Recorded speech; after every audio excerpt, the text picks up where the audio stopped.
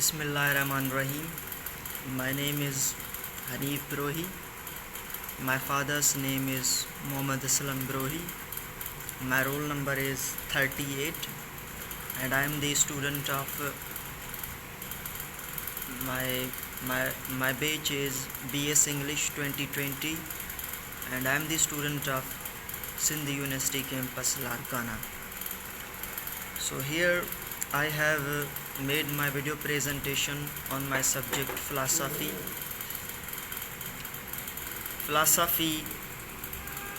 First of all, what actually philosophy is? Philosophy is a word which has been used in many ways, some wider, some narrower. I propose to use it in a very wide sense, which I will try to explain. Philosophy, as I shall understand the word, is something intermediate between science and theology. Like theology, it consists of speculations on matters as to the which definite knowledge has so far been unascertainable, but like science, it appeals to human reason rather than to authority that belongs to science. All dogma as to what surpasses definite knowledge belongs to theology. Branches of philosophy. Number 1, metaphysics. It is a branch of philosophy that deals with the study of reality, and its subject deals with the nature with real exist in nature.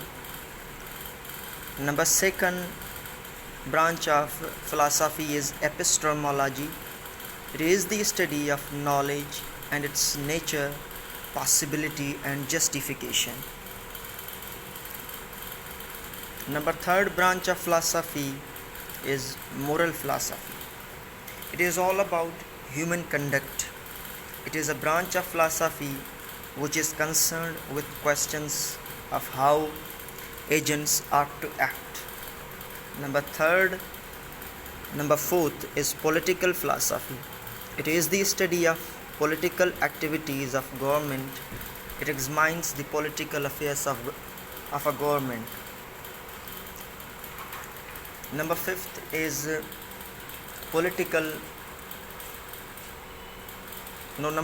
is philosophy of science. It deals with the philosophical matters that exist in science. Philosophy of logic. This branch is concerned with the standards of correct arguments and it shows the vital reasons. Greek civilization. In all history, nothing is so surprising or so difficult to account for as the sudden rise of civilization in Greece. Greek civilization had already existed for thousands of years in Egypt. In Mesopotamia, what they achieved in art and literature is familiar to everybody. They invented mathematics and science and philosophy. It is possible to understand the development of Greece in scientific terms and is well worthwhile to so. Philosophy begins with the Thales, who fortunately can be dated by the fact that he predicted an eclipse which according to the astronomers occurred in the year 1585 BC.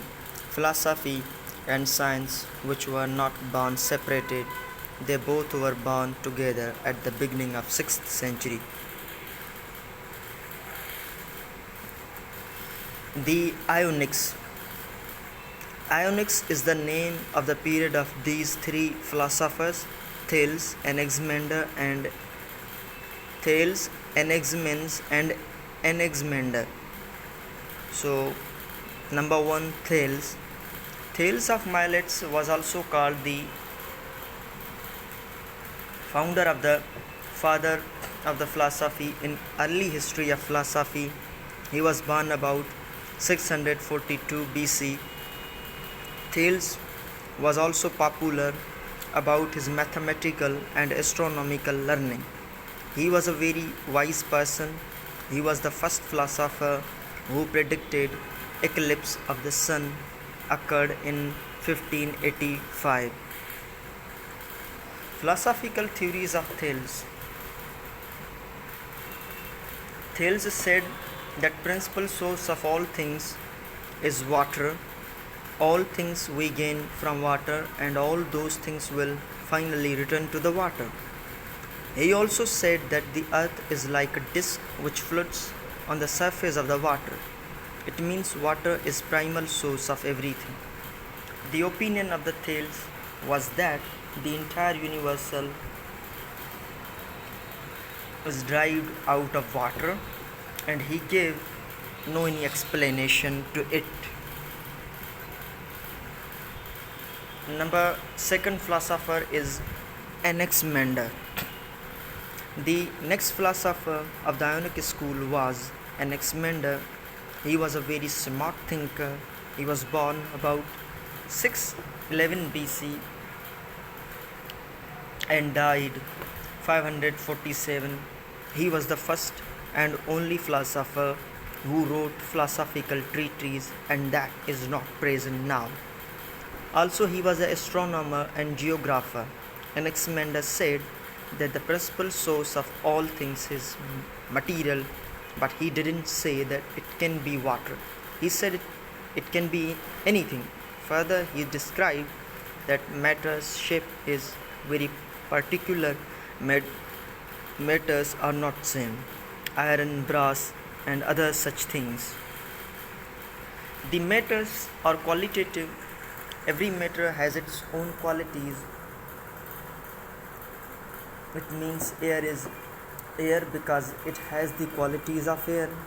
It differs from iron because iron has the qualities of iron. Anaximander believed these words to succeed each other in time, and that first a word was created and it was destroyed, then another word was developed and destroyed. So this was the philosophical theory of the Anaximander. Number third philosopher of this period is Anaximenes. Anaximenes was a great philosopher, and he was also part of the Ionic school. He was born about 588 BC and died about 524. He also wrote several treatises, of which a small part still remains. He was totally agree with the opinions of Thales and Anaximander. He also said that the first principle of the universal is material, and he also focused on particular kind of matter. He gave two processes. Number 1, rarefaction, process of getting warm. Number 2, condensation, process of getting cold. Further, he said by the process of the rarefaction, air becomes fire. By the process of condensation, air becomes cold, and then it successfully becomes water. The other Ionic thinkers. We have now known the three chief thinkers of the Ionic school. Other philosophers were also in this period, but they didn't add something. They followed these three chief philosophers. Anaximenes said that existence is derived from air.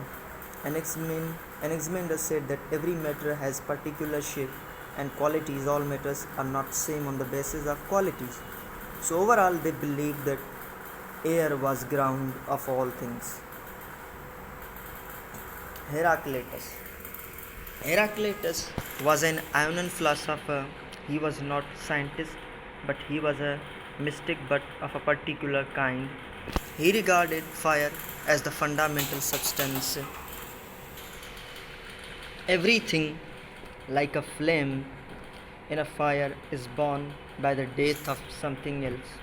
Mortals are immortals, and immortals are mortals. The one living the other's death and dying the other's life, all things come out of one, and one out of all things. But many have less reality than the one which is God. His contempt for mankind leads him to think on only force will compel them to act for their own good. He says, every beast is driven to the pasture with blows, and again Assaces would rather have straw than gold. Heraclitus believes in war. War, he says, is for father of all, the king of all, and some he has made goods, gods, and some men, some bound, and some free.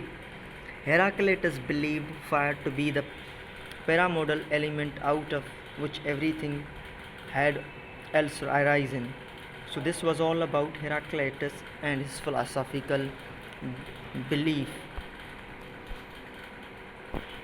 Pythagoras. Pythagoras was a mathematician and a great philosopher. He was a native of the island of Samos and flourished about 532 BC. At that time, Samos was ruled by the tyrant Polycrates.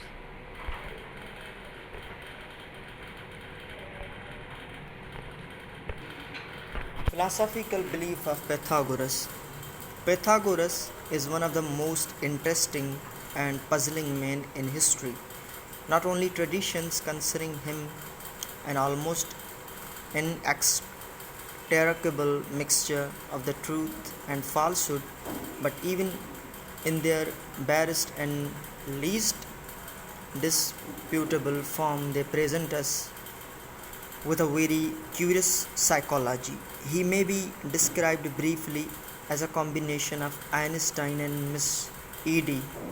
He founded a religion of which the main tenets were the transmigration of souls and sinfulness of eating beans. His religion was embodied in a religious order which here and there acquired control of the state and establishment a rule of the saints, but the unregenerate hankered after beans and sooner or later rebelled.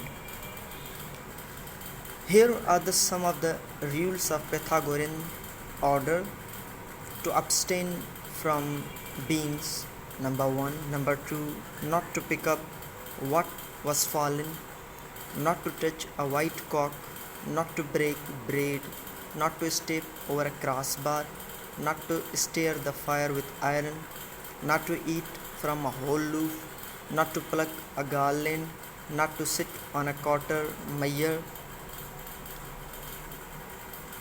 not to eat the herd, not to walk on highways, not to let swallows share one roof. 13. When the pot is taken off the fire, not to leave the mark it in ashes, but stir them together. Do not look in a mirror beside a light. When you rise from the bed clothes, roll them together and smooth out the impresses of the body.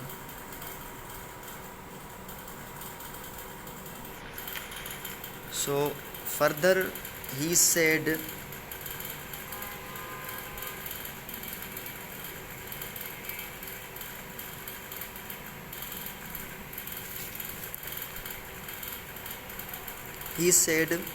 we are strangers in this world, and the body is the tomb of the soul, and yet we must not seek to escape by self-murder, for we are the kettles of God, who is our herdsman, and without his command we have no right to make our escape in this life.